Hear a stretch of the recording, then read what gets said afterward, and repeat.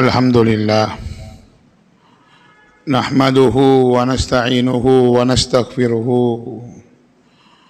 ونؤمن به ونتوكل عليه ونعوذ بالله من شرور أنفسنا ومن سيئات أعمالنا من يهده الله فلا مضل له ومن يضلل فلا هادي له أشهد أن لا إله إلا الله وحده لا شريك له وأشهد أن سيدنا وحبيبنا محمدا عبده ورسوله صلى الله على سيدنا محمد وعلى آله وأصحابه أجمعين أما بعد فقد قال الله تعالى في محكم التنزيل والفرقان المجيد بعد أعوذ بالله من الشيطان الرجيم بسم الله الرحمن الرحيم والله جعل لكم من بيوتكم سكنا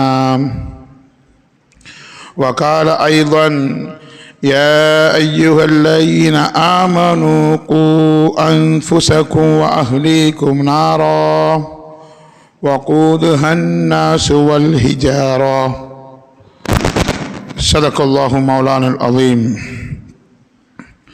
وقال النبي صلى الله عليه وسلم لا تدخل الملائكة بيت فيه كلب وقال أيضا أربع من السعادة المسكن واسع وجار إلى آخر الحديث صدق رسول الله صلى الله عليه وسلم. இவ்வையகத்தை படைத்து நிர்வாகம் செய்யக்கூடிய ஏக இறைவனுக்கே அனைத்து புகழும் புகழ்ச்சியும் உண்டாகுவதாக. அவன் தனித்தவன், அவனுக்கு நிகராக எதுவும் கிடையாது. இந்த உலகத்தை படைத்தவன், இந்த உலகத்தார்களுக்கு ரிஸ்க் கொடுத்து கொண்டிருக்கக்கூடிய ராசிகாவான் என்ற அந்த தௌஹீதை ஒவ்வொருவரும் உள்ளத்தில் வைத்தவர்களாக இந்த ஏகத்துவ பணியை மக்கள் மயப்படுத்துவதற்கு கடைசியாகவும் ரஹ்மத்தாகவும் அனுப்பப்பட்ட சத்திய தூதர் சர்தார் ஆலம் முஹம்மது முஸ்தபா ஸல்லல்லாஹு அலைஹி வஸல்லம் அவர்கள் மீது அல்லாஹுடைய சலாத்தும் சலாமும் உண்டாகுவதாக. மேலும் சஹாபாக்கள், தாபியீன்கள், தப தாபியீன்கள், அவுலியாக்கள், சுஹதாக்கள், நாதாக்கள், உலமாக்கள், முஃமின்கள், தாயிகள் அனைவர்கள் மீதும் அல்லாஹுடைய ரஹ்மத்தும் மக்ஃபிரத்தும் உண்டாகுவதாக. ஜும்ஆவுடைய தினத்தில் அல்லாஹ்வுடைய கட்டளை யா அய்யுஹல்லதீன ஆமனூ இதா நூதிய லிஸ்ஸலாத்தி மின் யௌமில் ஜும்ஆ ஃபஸ்அவு இலா திக்ரில்லாஹ்.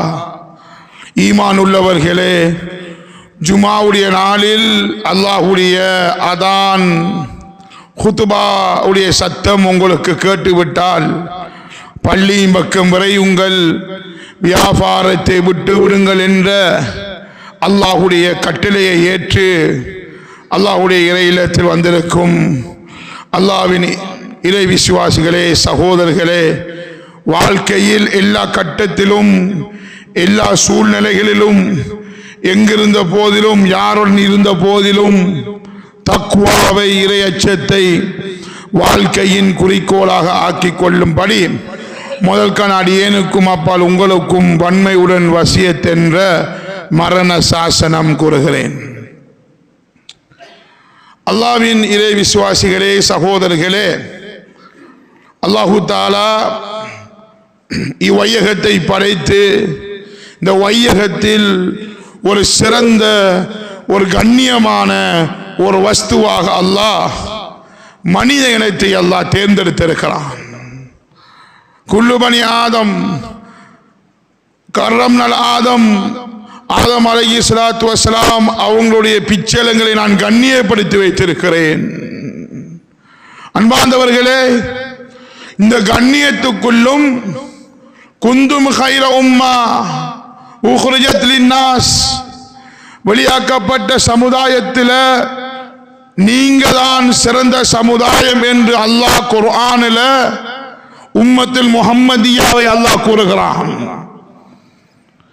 அந்த உம்மத்துல் முஹம்மதியாவுடைய அந்த உம்மத்தில் அல்லாஹ் என்னையும் உங்களையும் ஆக்கியதற்கு அல்லாஹ்வுக்கு மிகவும் சுக்ர் செய்ய கடமைப்பட்டிருக்கிறோம். அன்பார்ந்தவர்களே, உலகத்தில் நாம் வந்திருக்கிறோம். இந்த உலகத்துடைய நோக்கம் என்ன? நாம் அல்லாஹ்வுடைய கட்டளையை ஏற்று அல்லாஹ்வுடைய நியமத்துகளை நியமத்தாக கருதி அந்த நியமத்துக்கு சுக்ர் செய்து அந்த நியமத்தை நாம் அந்த நியமத்தின் மூலமாக சொர்க்கத்தை அடைவதுதான் நம்முடைய நோக்கமாக இருக்கிறது. அன்பார்ந்தவர்களே, அதே போன்று நாம் அந்த நியமத்தை நியமத்தாக கருதாமல் அந்த நியமத்தை வைத்து சொர்க்கத்துக்குரிய அமலை நாம் செய்யாமல் இருந்தால் அல்லாஹ் என்னையும் உங்களையும் குடும்பங்களையும் பாதுகாக்கணும். நரகம் என்ற ஒரு சுட்டரிக்கும் நெருப்புக்குள் அல்லாஹ் நம்மளை போட போகிறான். அன்பார்ந்த சகோதரர்களே, இந்த இரண்டு விடயத்துக்குள்ளும் நாம் நல்லவர்களாக அல்லாஹ்வுக்கு விருப்பமானவர்களாக வாழ வேண்டும் என்றால்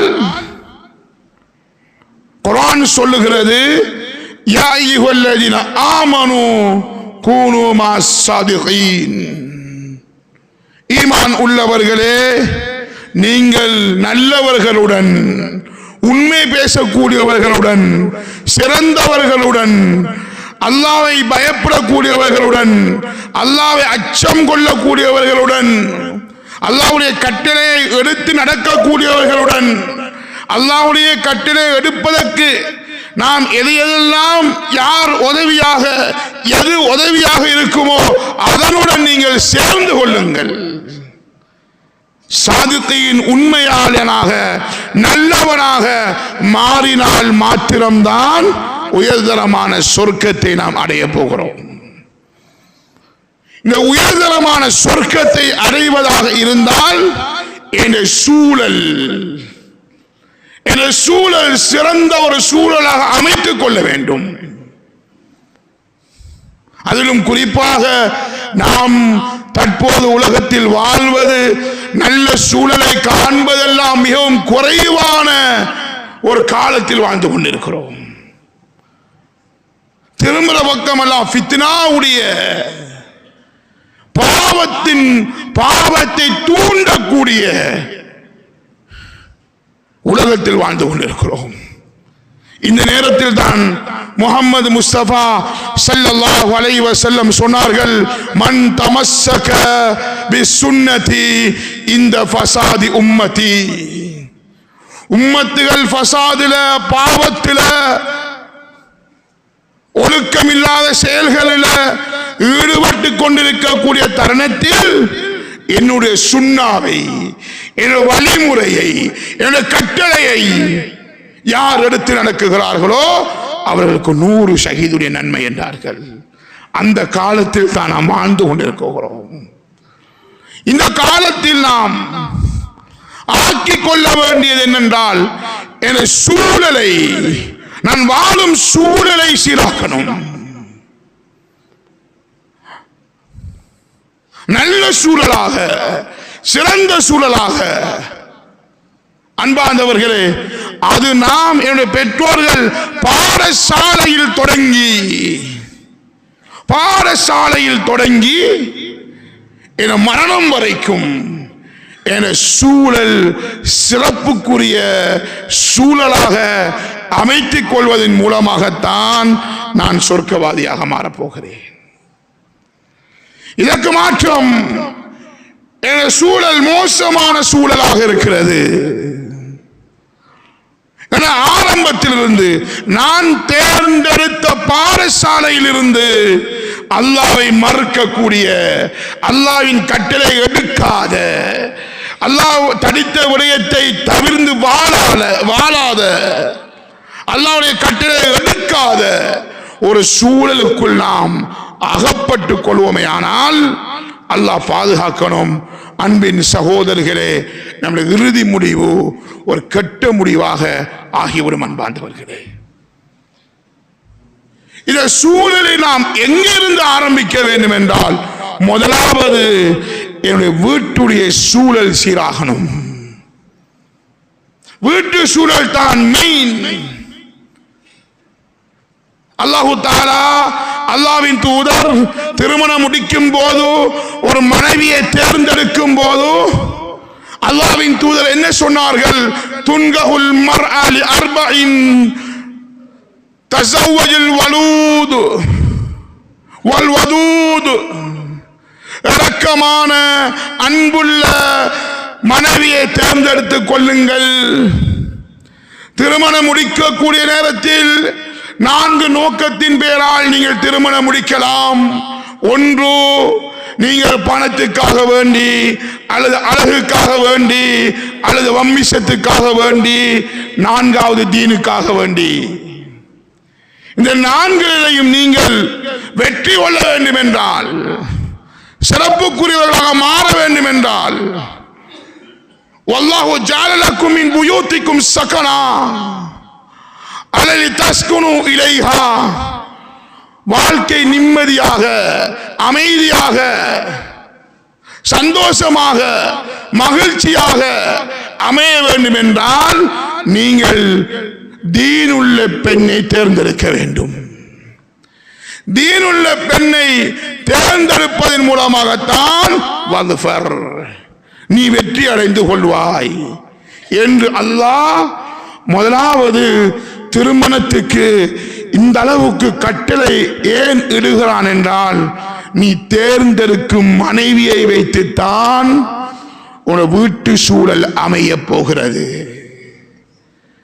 அந்த மனைவியின் மூலமாக பிறக்கும் குழந்தை, நீ உன் மனைவியை எப்படி தேர்ந்தெடுத்தாயோ அந்த மனைவியுடைய அஹ்லாக், அந்த மனைவியுடைய தன்மை, மனைவியுடைய விடயத்தையும் எவ்வாறு இருக்கிறதோ அதே போன்றுதான் உன்னுக்கு பிறக்கும் குழந்தையும் மாறப்போகிறது. நீ நல்ல மனைவியை தேர்ந்தெடுத்தாய், அஹ்லாக்குள்ள மனைவியை தேர்ந்தெடுத்தாய், உனக்கு பிறக்கும் குழந்தையும் அஹ்லாக்குள்ள, தீன் பற்றுள்ள குழந்தையாக வரப்போகிறது. இதற்கு மாற்றம், நீ தேர்ந்தெடுத்த மனைவி ஒரு கெட்ட மனைவி, அழகுக்கு முடித்த மனைவி, அவருடைய பணத்துக்கு முடித்த மனைவி, தீன் இல்லாத மனைவி, மகரம் பேணாத மனைவி, அமானிதம் பேரான மனைவி, அப்படியான ஒரு பெண்ணை நீ தேர்ந்தெடுத்தாயா, அந்த மனைவியின் மூலமாக உனக்கு பிறக்கும் குழந்தையும் அஹ்லாக் இல்லாத, தீனுடைய பற்றை சுமக்காத மனைவியாக, பிள்ளையாகத்தான் மாறப்போகிறார். அதனாலதான் யூசுப் ரஹ்மத்துல்லாஹி அலைஹி சொல்லுகிறார்கள், முர்தத் என்ற இஸ்லாத்துக்குள் இருந்தவர் முர்தத்தாக மாறிவிட்டார். அதற்குரிய காரணத்தின் அடிப்படையை நோக்குவோமையானால், அடிப்படை எங்கே இருக்கும் என்றால் வீட்டுக்குள் இருக்கும். வீட்டுடைய சூழல் சீராகதன் காரணமாகத்தான் ஒரு மாணவனோ ஒரு குழந்தையோ முர்த்தத்தாகுவதற்கு காரணமாக அமையும் என்பதை சொல்லுகிறார்கள். அன்பார்ந்தவர்களே, வெளித்தோட்டத்தில் பார்த்துக் கொள்ளலாம். எத்தனையோ பிள்ளைகளை சந்தித்திருக்கிறோம். ஏன் மகன் இந்த பாவத்தை செய்கிறாய், ஏன் இந்த ஒரு விடயத்தை செய்தாய் என்று கேட்டதற்கு அந்த பிள்ளைகளுடைய வாயிலிருந்து வரக்கூடிய ஒன்றே ஒன்று என்ன, என வீட்டு சூழல் அப்படித்தான் அமைந்தது. என வாப்பா எனக்கு தீனையும் மார்க்கத்தையும் படித்து தரல, என வீட்டு சூழல் கெட்ட சூழலாகத்தான். ஷைத்தான் பியத்துல் ஷைத்தானியா, ஷைத்தானியத்துடைய சூழலாகத்தான் என் வீடு இருந்தது. என் உம்மா இருந்தால், என்னுடைய வாப்பா இருந்தார். அதனால நானும் இவ்வாறு மாறிவிட்டேன் என்று சொல்லக்கூடிய அந்த செய்தியையும் நம்மளுடைய காதால நாம் கேட்டிருக்கிறோம். அன்பார்ந்த சகோதரர்களே, நல்லவர்களே, ஈமான் உள்ளவர்களே, என் கையில் இருக்கும் குழந்தை சீருள்ள ஒழுக்கமுள்ள ஒரு குழந்தையாக அந்த அமானிதத்தை நாம் அல்லாஹ்விடத்தில் போய் அமானிதமாக ஒப்படைக்க வேண்டிய பொறுப்பு நம்மிடத்தில் இருக்கிறது. அதுக்கு நாம் செய்ய வேண்டியது என்ன தெரியுமா?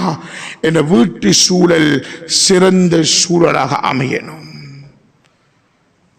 ஸல்லல்லாஹு அலைஹி வஸல்லம் வெறும் பள்ளிவாசலுக்குள் நடக்கும் எவ்வாறு நடந்து கொள்ள வேண்டும் என்பதை மாத்திரம் இந்த உம்மத்துக்கு சொல்லவில்லை. அன்பார்ந்தவர்களே,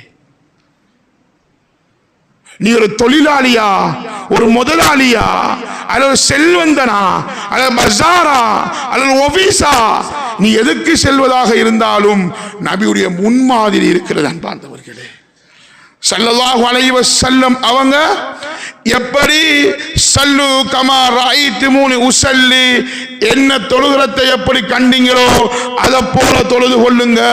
ஹுது அன்னி மனாசிக்கக்கும், ஹஜ்ஜுடைய நேரத்தில் ஹஜ்ஜுடைய கடமையை பார்த்து பாடமாக்கி கொள்ளுங்க, இதை போல செய்து கொள்ளுங்க என்று எப்படி சொன்னாங்களோ அதே போல ஸல்லல்லாஹு அலைஹி வஸல்லம் ஒரு பஜாரில் எப்படி நடக்கணும் என்பதையும் சொன்னார்கள்.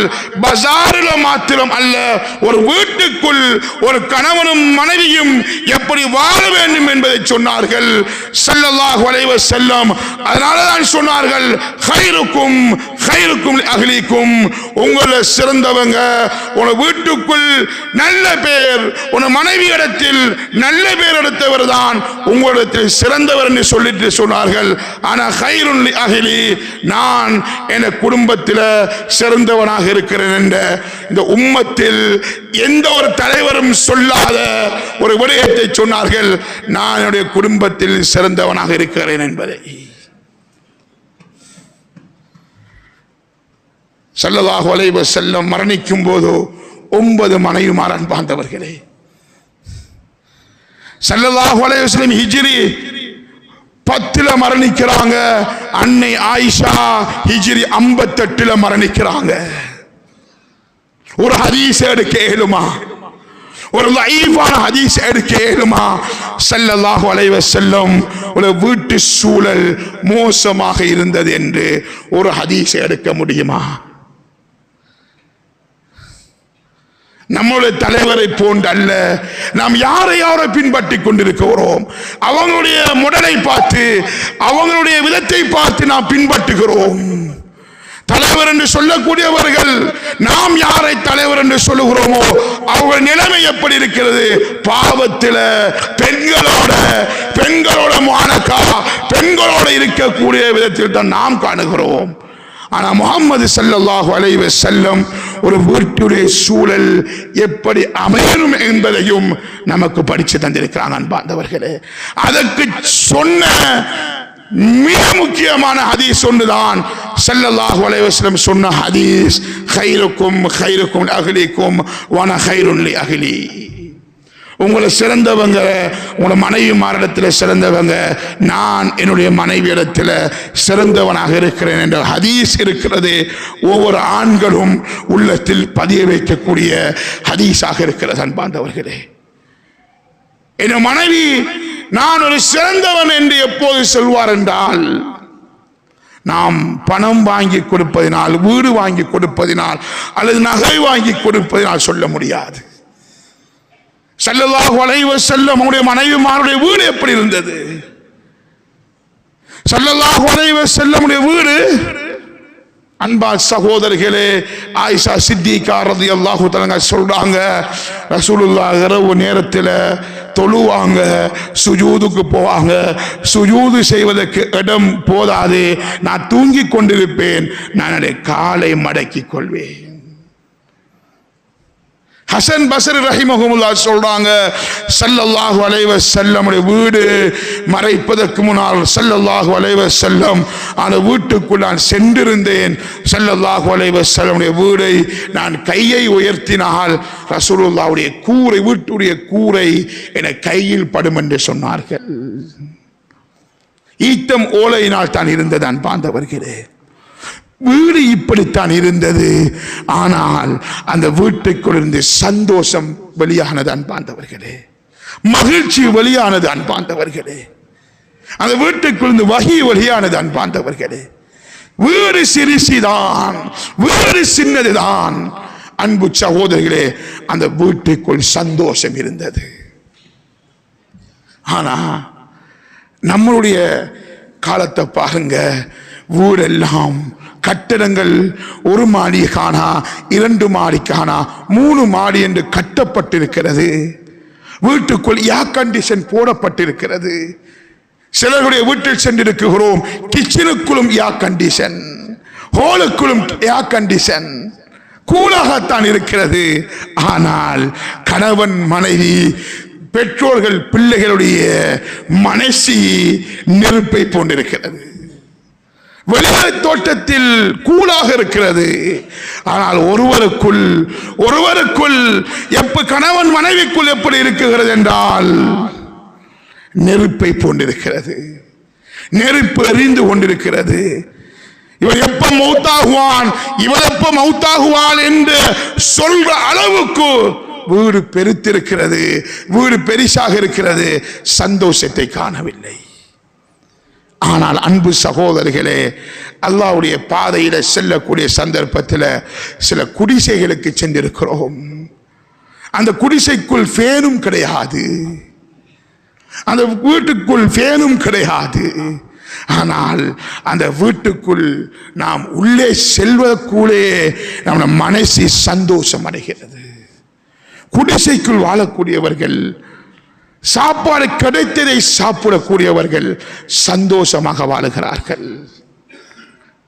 எதை சொல்ல வரேன் என்றால், சந்தோஷம் என்பது, மகிழ்ச்சி என்பது கட்டடத்தில் கிடையாது அன்பார்ந்தவர்களே. ஸல்லல்லாஹு அலைஹி வஸல்லம் வீடு இப்படித்தான் இருந்துச்சு. ரபியுல் அவ்வல் மாதத்தில் இந்த பள்ளிவாசலில் நபியுடைய ஷமாயில் சொல்லப்பட்ட நேரத்தில் நபியுடைய எளிமை எப்படி இருந்தது என்றும் சொல்லப்பட்டுச்சு. ஆனால் வீட்டுக்குள் சந்தோஷம், மனைவி சந்தோஷம். மனைவி சாப்பிடுவதற்கு எதுவும் இல்லாமத்தான் இருக்கும். ஈத்தம் பழம் தான் சாப்பிடுவார்கள். அந்த ஈத்தம் பழத்தில் சந்தோஷம். பெரும் பெரும் சொத்து செல்வங்கள் ஸல்லல்லாஹு அலைஹி வஸல்லம் மனைவிமாருக்கு வாங்கி கொடுக்கல, இருக்கிறதை வச்சு தான் சாப்பிட்டாங்க. அதுக்குள்ள சந்தோஷத்தை கண்டார்கள். ஆனால் கவலை என்ன என்றால், பெரும் பெரும் வீடுகள் கட்டப்பட்டிருக்கிறது. சுபஹானல்லாஹ், கோடி கணக்கில் கட்டப்பட்டிருக்கிறது. ஆனால் அந்த வீட்டுக்குள் இருந்து சந்தோஷத்தை காணவில்லை, மகிழ்ச்சியை காணவில்லை. ஸல்லல்லாஹு அலைஹி வஸல்லம் சொன்னார்கள், அர்பஉ மினல் ஸஆதா, 4 விடயங்கள் இருக்கிறது. அந்த 4 விடயங்களும் மிகவும் சந்தோஷமான ஒரு விடயம் என்று சொன்னார்கள்.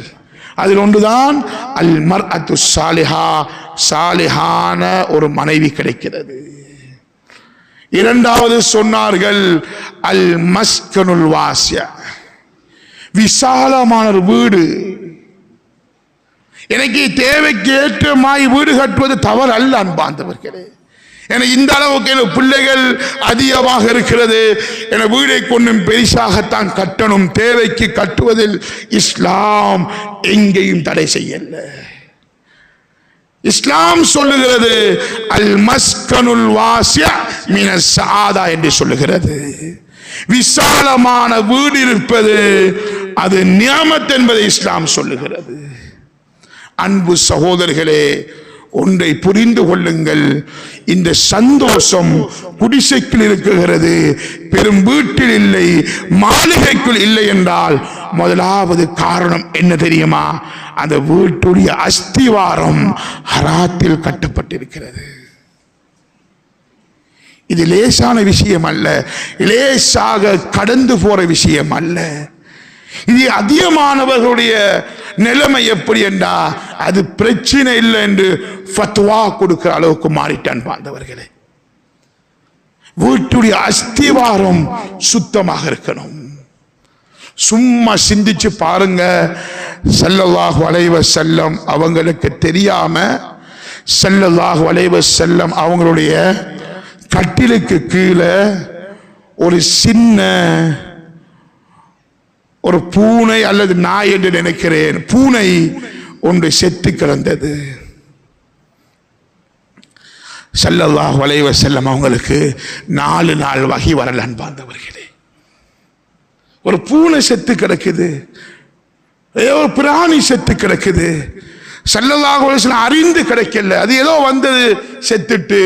ரசூலுல்லாஹ்வுடைய கட்டிலுக்கு கீழே ஸல்லல்லாஹு அலைஹி வஸல்லம் அவங்களுக்கு 4 நாள் வகி வரலான்னு பார்த்தவர்களே, சிந்திச்சு பாருங்க. ஒரு பூனைக்கு இந்த சட்டம் என்றா என் வீட்டுடைய அஸ்திவாரம் ஹராத்தில் அமைஞ்சிருக்கி, வட்டியில் அமைஞ்சிருக்கி. வட்டி வங்கியில போய் லோன் எடுத்து என் வீடை கட்டியிருக்கிறேன். என் மகளை திருமணம் முடிச்சு கொடுக்கணும். என் பக்கத்து வீட்டு என் கூட்டாளி ஒரு ஆள் பெரிய ஒரு வீடு கட்டியிருக்கிறாரு, எந்த புள்ள மனம் உடைஞ்சிருவாள், அதனால நானும் அவரை போல ஒரு வீடு கட்டணும் என்று வட்டியுடைய வங்கிக்கு சென்று வட்டி எடுத்து கட்டி கொடுக்கிறோம். அன்பார்ந்தவர்களே, பேசுற எனக்கும் உங்களுக்கும் தான் நம்ம விளங்கிக் கொள்ளணும்.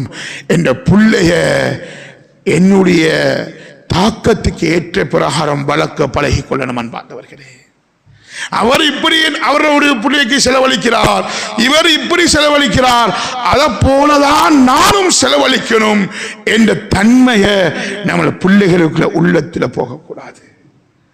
எனக்கு இவ்வளவுதான் எனக்கு முடியும், என்னுடைய தாக்கத் என்னுடைய சக்தி இவ்வளவுதான் இருக்கிறது என்றால் அந்த போதும் என்ற தனத்தை நம்ம பிள்ளைகளுக்கு படிச்சு கொடுக்கணும். அன்பார்ந்தவர்களே, போதும் என்ற தனம் வேணும்.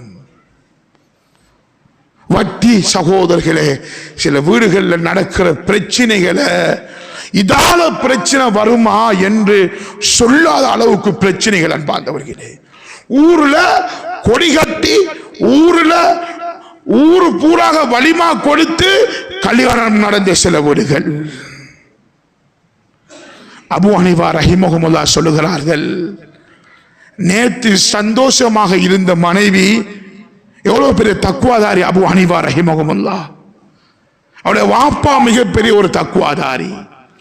அந்த அபூ ஹனீஃபா ரஹிமஹுல்லாஹ் சொல்றாங்க, நான் நேற்று சந்தோஷமாக இருந்த என்னோட மனைவி இன்று என்னோட சண்டை பிடிக்கிறாள் என்றா நான் நினைச்சு கொள்வேன், நான் ஏதாவது ஒரு பாவம் செஞ்சிருக்கிறேன். நான் பாவத்துக்கு இஸ்திக்ஃபார் செய்வேன், என் மனைவி மீண்டும் என்னை சந்தோஷமாக அரவணைத்துக் கொள்வாள். சிந்திச்சு பாருங்க, வீட்டுடைய அஸ்திவாரமே ஹராத்தில் இருக்கு. வட்டியில கட்டினா குர்ஆன் என்ன சொல்லுதோ, ஃபஅதினு, தயாராகுங்க, அல்லாஹ்வுடனும் ரசூலுடனும் யுத்தம் செய்வதற்கு தயாராகுங்க. அல்லாஹ்வுடனும் ரசூலுடனும் சண்டை பிடித்து வெல்ல இயலுமா நமக்கு? நம்ம நினைச்சு கொண்டிருப்போம், என்ற பிள்ளைக்கு நான் பேங்க்ல லோன் எடுத்து நான் வீடு கட்டி கொடுத்து பெட்ரூம்ல ஏர் கண்டிஷனும் போட்டு என்ற பிள்ளை நான் திருமணம் முடிச்சு கொடுத்திருக்கிறேன். என்ற பிள்ளை சந்தோஷமாகத்தான் வாழுகுது என்று நினைக்கிறோம்.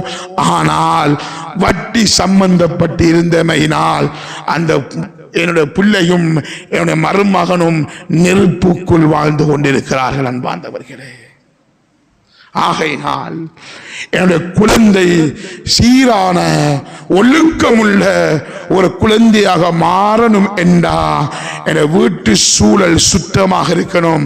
அந்த வீட்டு சூழல் சுத்தமாக ஆகுவதற்கு முதல் என் வீட்டுடைய அஸ்திவாரம் சுத்தமாக ஹலாலாக உழைக்கப்பட்ட பணத்தில் இருந்துதான் அது வீடு கட்டப்பட்டிருக்கணும்.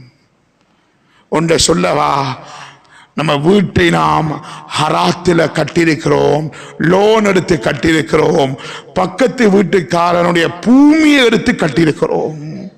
ஸல்லல்லாஹு அலைஹி வஸல்லம் சொன்னாங்க, உன்னுடைய வளவு இல்லாமல் இன்னும் ஒரு வளவை நீ தெரிந்து கொண்டு அறிந்து அநியாயமான முறையில் நீ எடுத்துக்கொள்றாயா, அல்லாஹு தாலா நாளை கியாமத்தில் உன்னை சுழி வாங்கி கொண்டிருப்பான் என்று ஸல்லல்லாஹு அலைஹி வஸல்லம் சொன்னாங்க. அன்பு சகோதரர்களே, நல்லவர்களே, வீட்டுடைய அஸ்திவாரத்தை சிறந்ததாக அமைத்துக் கொள்ளுங்கள், ஹலாலாக அமைத்துக் கொள்ளுங்கள். எனக்கு இப்படித்தான் கட்ட இயலும், குடிசை ஒன்றுதான் கட்டி வாழ முடியும். ஹலாலாக கட்டுவதாக இருந்தால் குடிசை தான் கட்டலாம் என்றால் அந்த குடிசைக்குள் நீங்கள் வாழ்ந்து பாருங்கள், அந்த குடிசைக்குள் சந்தோஷத்தை காணலாம். ஹராத்தில் நீங்க கோடிக்கணக்கில் கட்டினாலும் அந்த வீட்டுக்குள்ள சந்தோஷத்தை காண முடியாது. அன்பானவர்களே, அடுத்தது என்ன செய்யணும் தெரியுமா? என்ன வீட்டை ஹலாலாக கட்டிட்டோமா, என்ன வீட்டுடைய சூழல் சரியாக அமையணும். என்ன வீட்டுக்குள்ள இருக்கிறார்கள் தொழுகை எப்படி இருக்கு?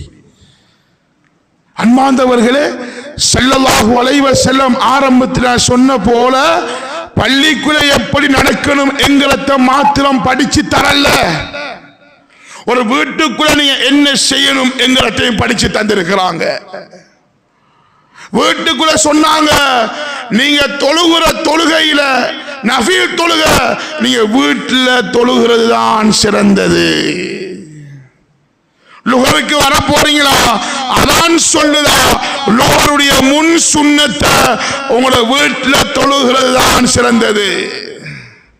அலைக்கும் ஃபலைக்கும் பிஸ்ஸலா ஃபீ புயூதிக்கும் ஃபஇன்ன கைரஸ் ஸலாத்தில் மர்இ ஃபீ பைத்திஹி இல்லல் மக்தூபா.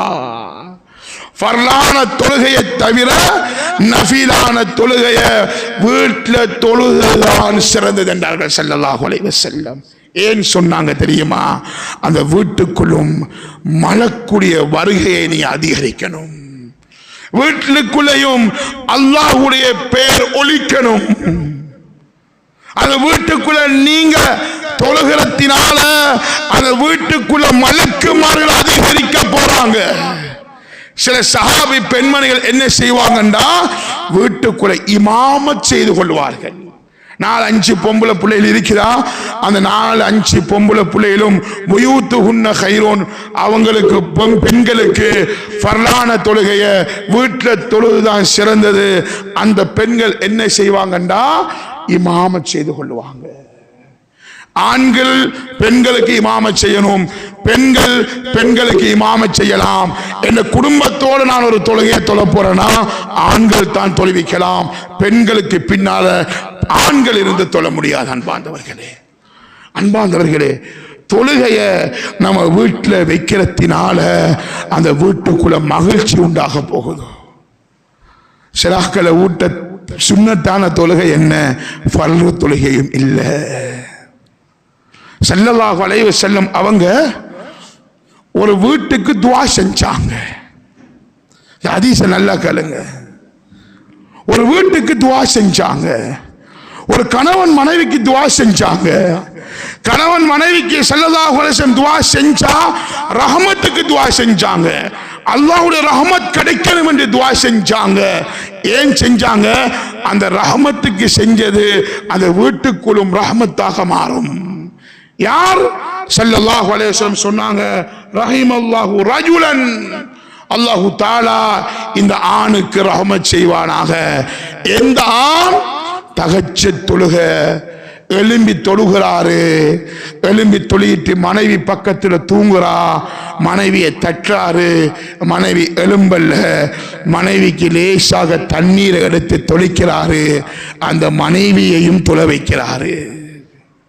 அதே போல மனைவி எழும்புறா, தொழுகிறா, கணவன் தூங்குறாரு, கணவனை தட்டுகிறா, அவர் எழும்பல்ல, அந்த மனைவி தண்ணீரை எடுத்து கணவனுக்கு தொளித்து அந்த கணவனை எழுப்பி அந்த கணவனையும் தொழுவிக்கிறா.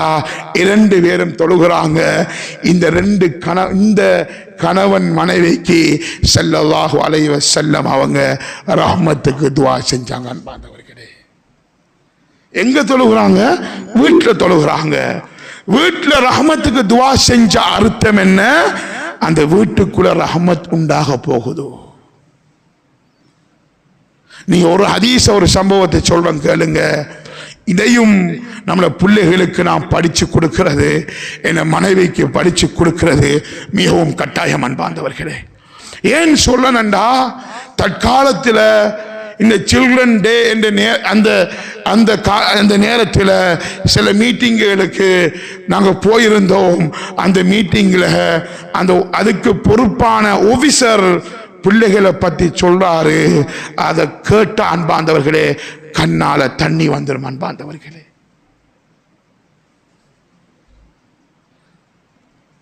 கண்ணால தண்ணி வந்துடும். என்ன காரணம் என்றா, அந்த பிள்ளைகளுக்கு ஒழுக்கம் சொல்லி கொடுக்கப்படல. அதிகமான பெற்றோர்களுடைய நிலைமை எப்படி இருக்கு தெரியுமா? என்ன புள்ள படிச்சா போதும், என்ன புள்ள படிச்சு ஒரு டாக்டர் ஆனா, ஒரு இன்ஜினியர் ஆனா, ஒரு கிராஜுவேட் முடிச்சா போதும், அது எப்படி முடிச்சாலும் பிரச்சனை இல்லை. அன்பார்ந்தவர்கள், இதை தடை செய்யல. ஆனா இதை விடவும் பிள்ளைகளுக்கு ஒழுக்கத்தை படிச்சு கொடுக்கிறது நமக்கு கட்டாயம். பெரும் பெரும் அறிவுள்ளவங்க படிச்சிருக்கிறாங்க, ஒழுக்கம் தெரியா, ஒழுக்கத்தில் 0. அவர் சம்பந்தப்பட்ட இடத்துல வெளியால இருந்து ஒரு பெண்ணோ பெண் இருக்கிற ஆணோ வரும்போது அந்த ஆணோட பெண்ணோட ஒழுக்கம் இல்லாத செயல்ல ஈடுபடுறா. ஒழுக்கம் படிச்சு கொடுக்கப்படல. அதனால விளங்கிக் கொள்ளுங்க அன்பார்ந்தவர்களே, நம்முடைய பிள்ளைகளுக்கு ஒழுக்கத்தை படிச்சு கொடுக்கிறது நமக்கு மிகப்பெரிய கட்டாயம். அன்பார்ந்தவர்களே, அதுவும் பெண்களுக்கு சில விடயங்கள் இருக்கே, மனசில கவலை இருக்கே, அதை மிம்பர்ல சொல்ல இயலாது.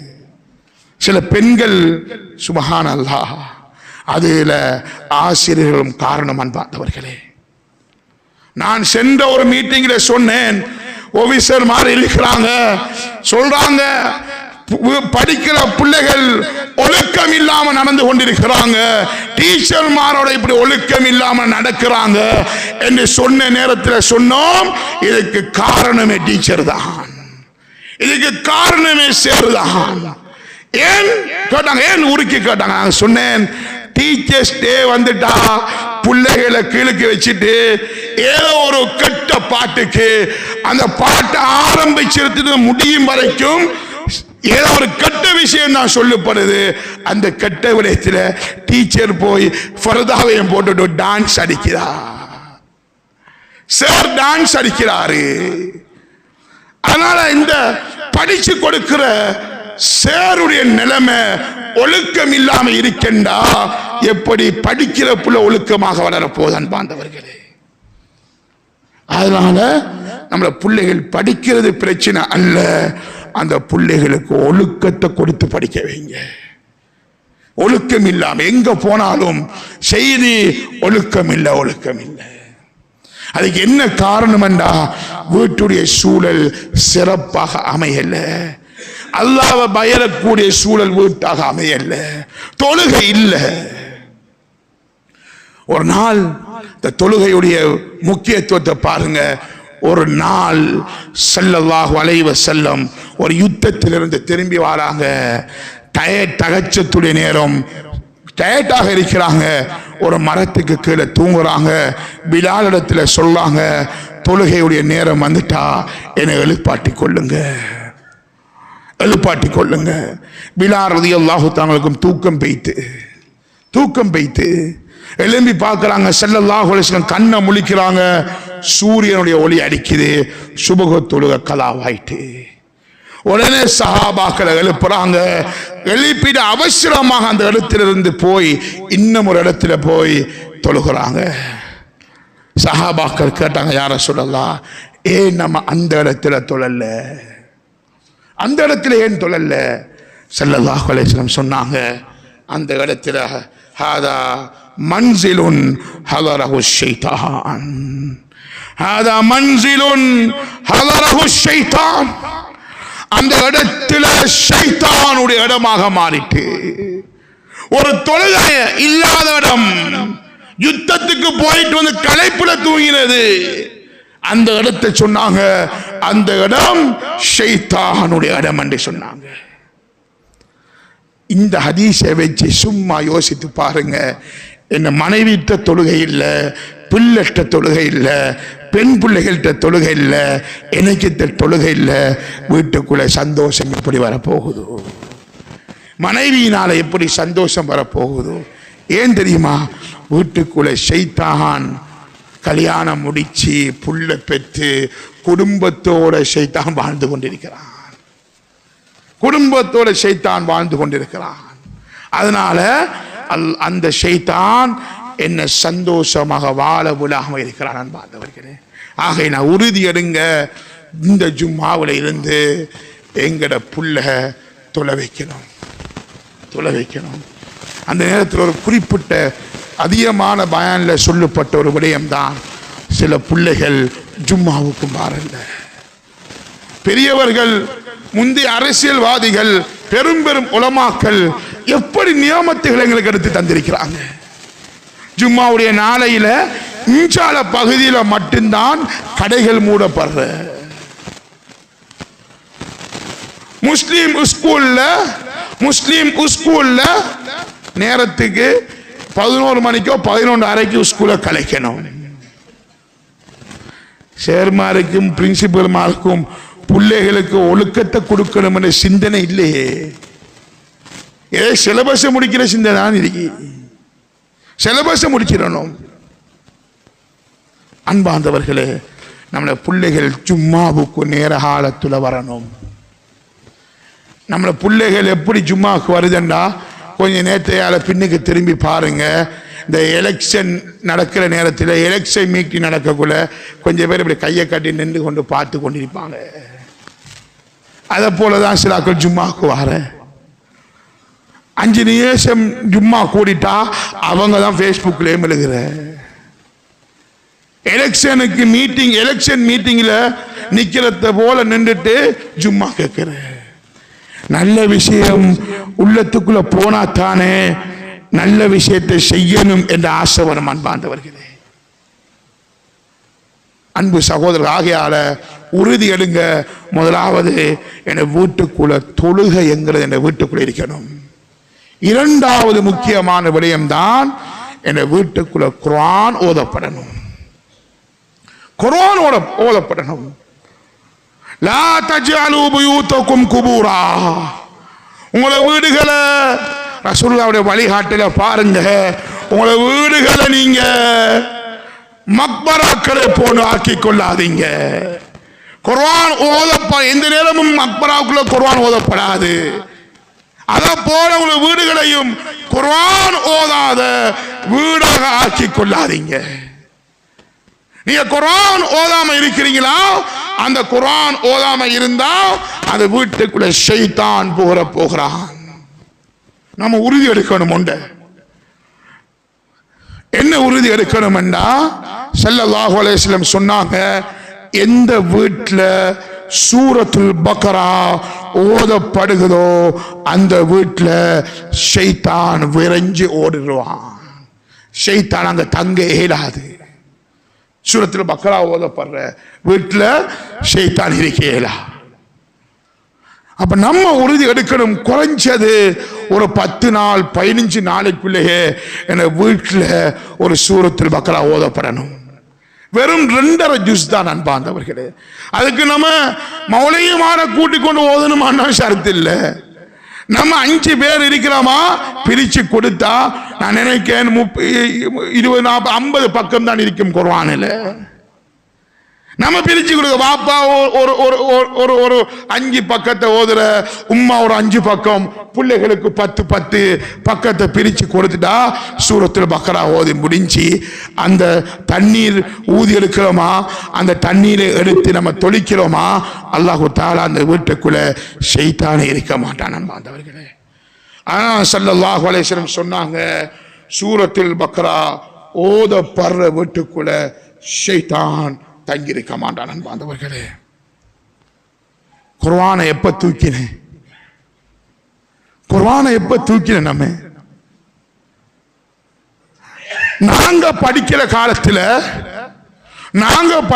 காலத்துல எங்களை வயசுல இருக்கிறவங்க இருப்பீங்க, உம்மா வாப்பா படிப்போ ஏதோ ஒரு பக்கம் இருந்தாலும் மக்ரிபுடைய நேரம் வந்துட்டா ஒரு பக்கமாவது குர்ஆன் ஓதணும். அந்த காட்சி இல்லை அன்பார்ந்தவர்களே. கேரளாவில் நான் படிக்கிற நேரத்தில் ஒரு மஸ்ஜிதுக்கு போயிருந்தேன்.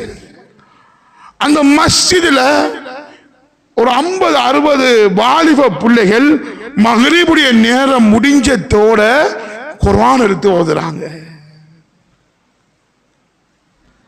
நம்ம மக்ரிபுடைய நேரம் நாடகம் பார்க்கறதுக்கு தான் நேரம், பிக் பாஸ் பார்க்கறதுக்கு தான் நேரம். எப்ப நம்ம குர்ஆனை என்ற புள்ள எடுத்து ஓதினேன், ஞாபகம் இருக்கா? ஒரு காலம் இருந்துச்சு, பெற்றோர்கள் எந்த அளவுக்குண்டா இப்பயும் வயசு போனவங்க இருக்கிறாங்க, வெள்ளிக்கிழமை அந்த விடிகிற வெள்ளிக்கிழமை சுபஹுக்கு சஜதாவுடைய சூரத் ஓதப்படணும். சஜதா செய்யாட்டி அல்லது வார ஹஸ்ரத் ஒரு அவசரமாக வந்தாரு, அவர் சஜதாவை ஓத மறந்துட்டாரு, அவர் சஜதாவை ஓதாம தொழுவிச்சாரா, சில பெரியவர்கள் என்கிட்ட கேட்டிருக்கிறாங்க, தொழுவ கூடுமா என்று. ஏன் சிலாக்கள் உள்ளத்துல அது சஜதா ஓதப்படணும், அது கட்டாயம் வாஜிப்னு நினைச்சிருக்கிறோம். ஆனா ஷரியத்தில் வாஜிப் அல்ல. ஆனா உள்ளத்துக்குள்ள வந்திருக்கு, வியாழக்கிழமை வெள்ளிக்கிழமை இரவு நம்ம சுபவுக்கு போனா சூரத்து சஜதா ஓதப்படணும், சுஜூது செய்யணும்னு நினைச்சிருக்கிறோம். நல்ல விஷயம். அத போல ஒரு காலத்தில் இருந்துச்சு, வியாழக்கிழமை வந்தா சூரத்தில் கௌஃப் என்கிறது அந்த வீட்டில் ஓதப்படணும். சூரத்தில் கௌஃப் ஓதப்படாம அந்த வீட்டில் தூங்கிடுவாங்கண்டா பெற்றோர்கள் அடிச்சு எழுப்பி ஓத வைப்பாங்க. சூரத்துல் கௌஃப் ஓதணும். நம்ம ஓதக்குள்ளே பார்க்கிற சில பெற்றோர்கள் என்ன செய்வாங்கன்னா, நம்ம டிமி கூட்டிடுவோம் என்று சொல்லி சூரத்துல் கௌஃப் ஓதும் வரைக்கும் நம்மளை பக்கத்தில் இருந்து அவங்களும் கேட்டுக்கொண்டிருப்பாங்க. அந்த காட்சியெல்லாம் எங்க சகோதரிகளே? அவ எப்படி சந்தோஷத்தை காணலாம்? படிப்புன்னு போனா மட்டும் சொர்க்கம் போக ஏறா? எத்தனை வாலிபர்கள் மரணிச்சு கொண்டிருக்கிறாங்க. அண்மையிலையும் இந்த மிம்பர்ல ஓதின ஆலி மௌத்து 38 வயசு. அன்பார்ந்தவர்களே, அவருடைய வயசை பார்த்தா அவரு இளைஞத்திலிருந்து 38 வயசு வரைக்கும் அவர் தீனோட தான் கழிச்சிருக்கிறார். படிக்கிற காலத்திலையும் அப்படித்தான். மஜ்லிஸாவுல 9 வருஷம், அல்லாஹ்வுடைய பாதையில 1 வருஷம், அது முடிச்சதுக்கு பின்னால அந்த மஜ்லிஸா ஓதின மஜ்லிஸாவுல 12 வருஷம் உஸ்தாதாக இருந்திருக்கிறார். ஆள் 38 வயசுல மௌத். அன்பார்ந்தவர்களே, இதே நிலைமை எந்த பிள்ளைக்கு ஆயிருமன்னா எந்த பிள்ளையோட தீன் எங்க இருக்கு? அன்பார்ந்தவர்களே, குர்ஆன் ஓத தெரியாத பிள்ளை. அதனாலதான் இதுக்கு வந்திருக்கிற பெற்றோர்களுக்கு ஒரு விஷயத்தை சொல்லும், கேளுங்க. அகில இலங்கை ஜம்மியத்துல் உலமாவும் கல்முனை கிளையும் அதுல சில முடிவுகளை எடுத்துக் கொண்டிருக்கிறோம். அதற்கு நீங்க பெற்றோர்கள் எங்களுக்கு துணையாக இருக்கணும், பெற்றோர்கள் துணையாக இருக்கணும். அகதியா என்று ஞாயிற்றுக்கிழமை 8:30 12 மணி வரைக்கும் அகதியா வைக்கணும் என்று நாட்டுடைய சட்டம் இருக்கிறான். பார்த்தவர்களே, அந்த காலத்தில் அந்த நேரத்தில் எந்த டியூஷன் கிளாஸும் வைக்கிறான். பார்த்தவர்களே, அங்க அகீதா படிச்சு கொடுக்கப்படணும், ஃபிக்ஹ் படிச்சு கொடுக்கப்படணும், வரலாறு படிச்சு கொடுக்கப்படணும். இந்த இதுக்கு என்ன செய்யணும்? நம்ம பெற்றோர் ஆசை வைக்கணும். ஹசரத் ஓடி வரணும். ஹசரத் ஞாயிற்றுக்கிழமை அகதியாவை ஆரம்பிங்க, நாங்க எங்கட 10 பிள்ளைகள் இருக்கிறோம், நாங்க கொண்டு தாரோம், ஆரம்பிக்கிறதுக்கு தயாராக இருக்கிறோம். சில பேரண்ட்ஸ் ஸ்காலர்ஷிப்ல எப்படி நான் எங்களை பிள்ளைகளை அனுப்புற, படிக்கணுமே புள்ள, இப்ப படிக்கிறது நோன்பு காலமும் வளர்ந்துடல. கொஞ்சம் பேருக்கு நோன்பு காலத்தையும் டியூஷன், நோன்பு காலத்திலும் ஸ்கூல். அன்பாந்தவர்களே, ஒழுக்கம் உயிரினம் ஓம்பப்படும். அன்பாந்தவர்களே, குர்ஆனை பிரட்ட வைங்க, குர்ஆனை ஓத வைங்க.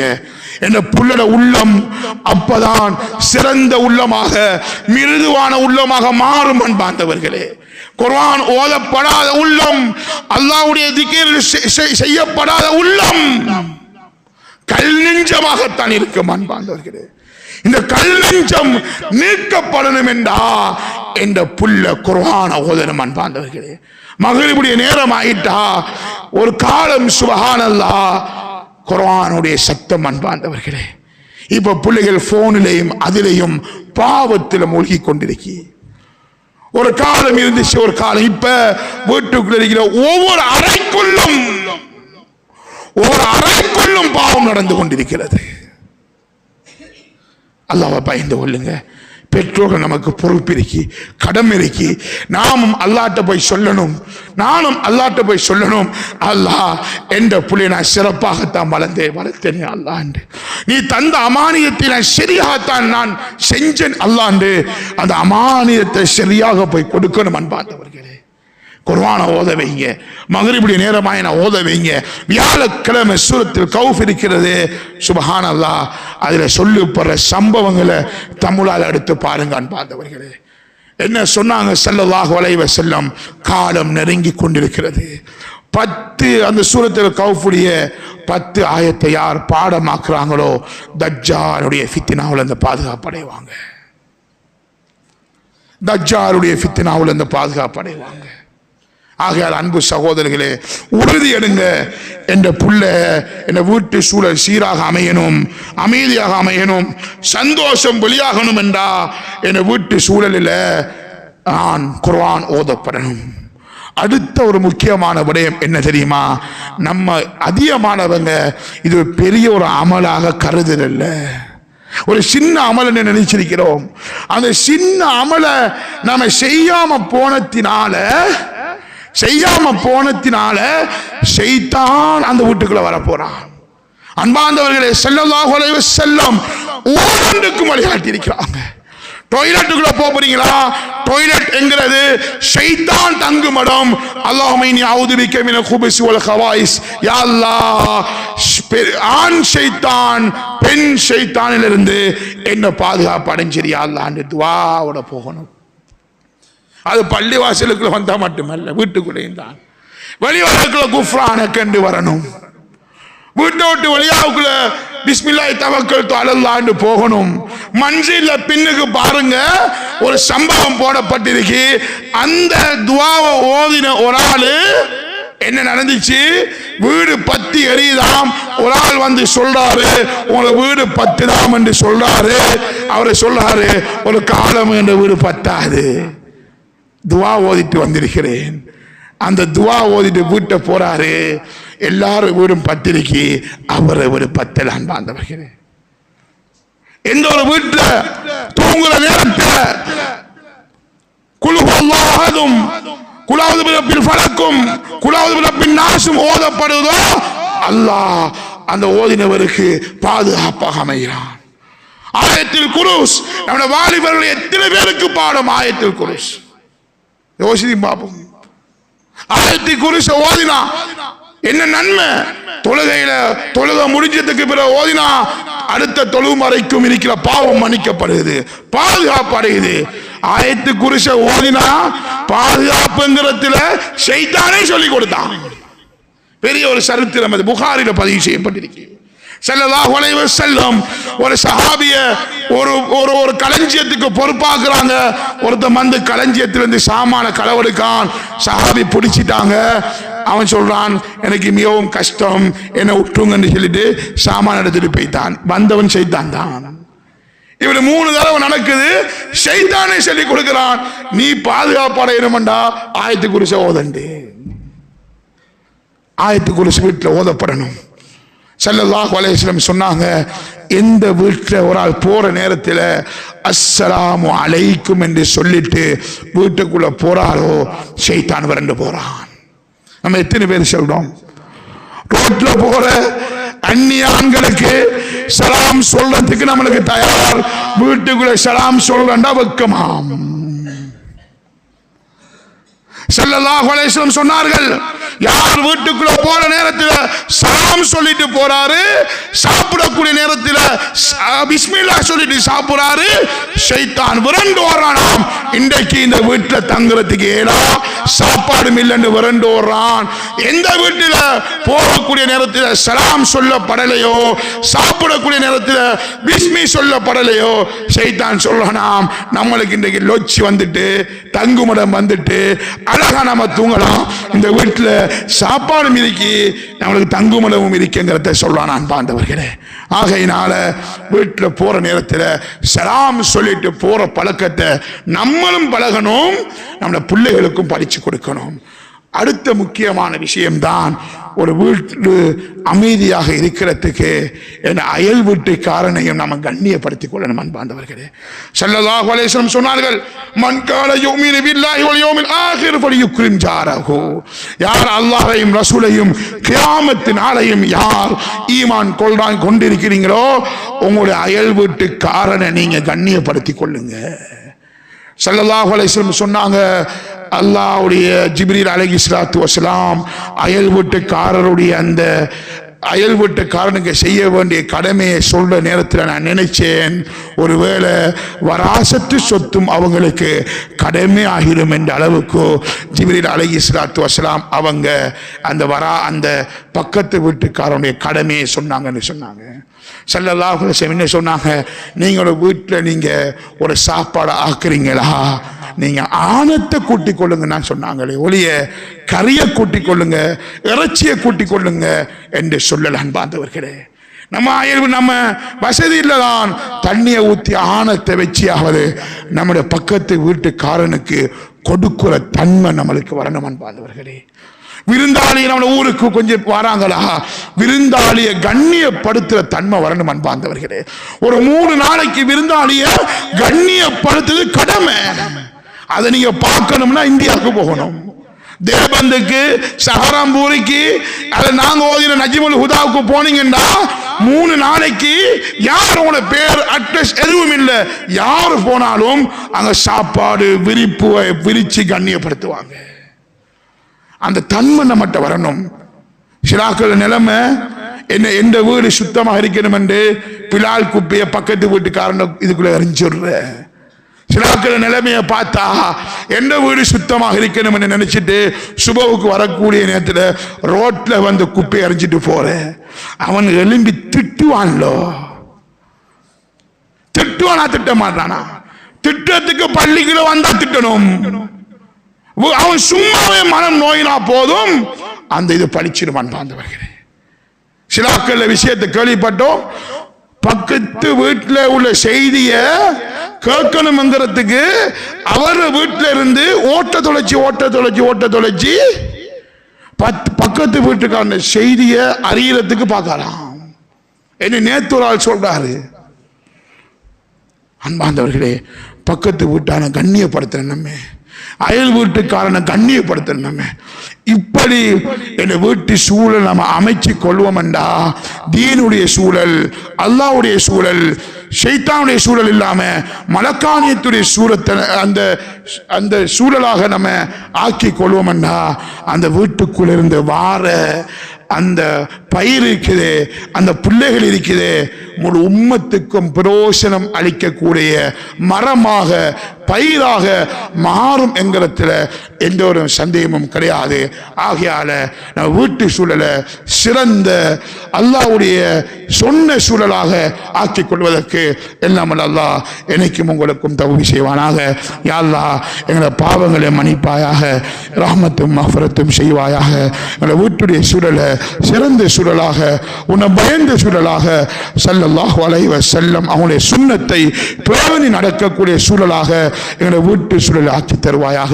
யா அல்லாஹ், எங்களுடைய கையில் இருக்கிற அந்த குழந்தை பாக்கியம் என்பது நீ தந்த அமானிதம். யா அல்லாஹ், அந்த அமானிதத்தை சரியாக ஒழுக்கமாக அந்த குழந்தையை வளர்ப்பதற்கு எங்களுக்கு நீ வழிகாட்டி யா அல்லாஹ். எங்களுடைய பிள்ளைகள் குர்ஆனை சுமந்த, குர்ஆன் படி அமல் செய்யக்கூடிய பிள்ளைகளாக எங்களுக்கு பிள்ளைகளை ஆக்கி தந்து யா அல்லாஹ். ரப்பே ரஹ்மானே, பலஸ்தீனுடைய மக்களை நீ பாதுகாத்திரியா அல்லாஹ், அமைதியை கொடுத்திரியா அல்லாஹ், நிம்மதியை கொடுத்திரியா அல்லாஹ். அவர்கள் எந்த சாப்பாடை தடை செஞ்சாலும் அந்த பூமியில நீ மரியம் அலைஹிஸ்ஸலாத்து வஸலாம் அவங்களுக்கு நீ உணவளித்த ரப்பு யா அல்லாஹ். அதே போன உணவளித்திரியா அல்லாஹ். சிறார்களுக்கு விடுதலை கொடுத்திரியா அல்லாஹ். அந்த சிறார்களை பாதுகாத்திரியா அல்லாஹ். நீ இரக்கமான ரப்பு யா அல்லாஹ், எங்களை விடவும் பல மடங்கு இரக்கமான ரப்பு யா அல்லாஹ். அந்த காசா மக்களை பாதுகாத்து